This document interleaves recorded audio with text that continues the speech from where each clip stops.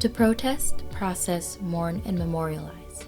That's how curator Janet Dees describes the Block Museum's current exhibit, A Site of Struggle. This exhibition, A Site of Struggle, focuses on the different strategies that American artists have used to grapple with the issue of anti-Black violence. Putting them in conversation with each other, I think that's really important to see how different artists over time, or even in the same generation, were sort of engaged in a common conversation, even if they never met. The exhibit opened at the end of January and will be at the Block until early July. Although the art doesn't include work after 2013, the exhibition contextualizes modern-day racial violence. And I hope that visitors learn how these artists, as imaginative thinkers and theorists, illuminate what it means to live, to make do, to just be, right? In spite of, despite, because of, alongside anti-Black violence. The exhibit's title, A Site of Struggle, references the difficult balance between displaying traumatizing imagery of anti-Black violence, but also acknowledging it. So having to keep in balance this sense of necessity of showing images of violence in order to bear witness to this violence so that these atrocities could be known and would galvanize people to help eradicate them. But then at the same time, being sensitive to the fact that more recirculating graphic imagery could also be a site of trauma or re-traumatization. The exhibition is split into 3 sections. When you first walk into the gallery, you're met with the Written on the Body section.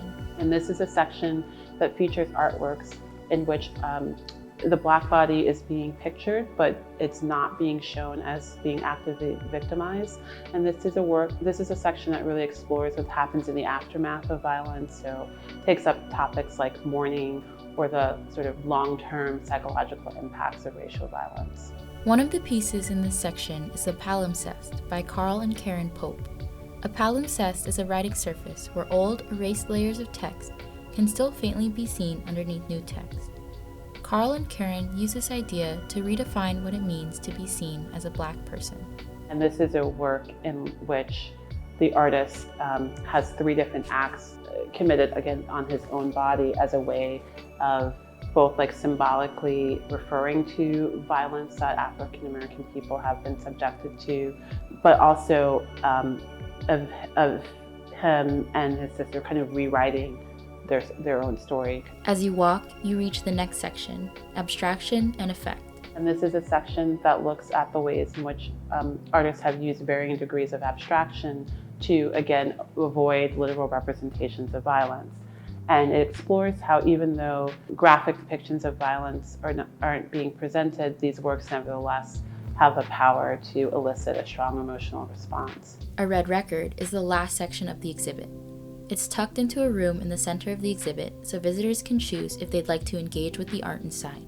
And this is a section that focuses on the ways in which artists have used more graphic depictions to protest violence and raise awareness about violence. And the title of it comes from one of the objects in that section, which is an original copy of the 1895 anti-lynching pamphlet, A Red Record, by the activist and journalist Ida B. Wells.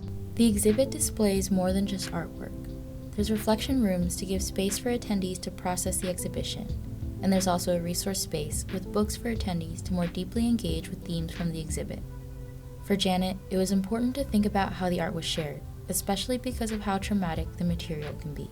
But this other focus of research was around best practices for presenting what will be, sort of difficult and challenging material within the space of the art exhibition. So we thought it was important to develop measures that would support visitors' experience and feel like they were being resourced as they were engaging with the works of art. Presenting a long history of anti-Black violence through art, the Block Museum gives people the opportunity to contextualize anti-Black racism in a different way. There's a greater accessibility sometimes for people in terms of going to museums and encountering something in the visual space that's very different from a written text. One of the things that I think art is really best positioned to do is to connect with our hearts and minds, and it can be a source of inspiration for us to then go on and create action in other arenas. We should take that and imagine what a different type of life would be for Black people in the United States.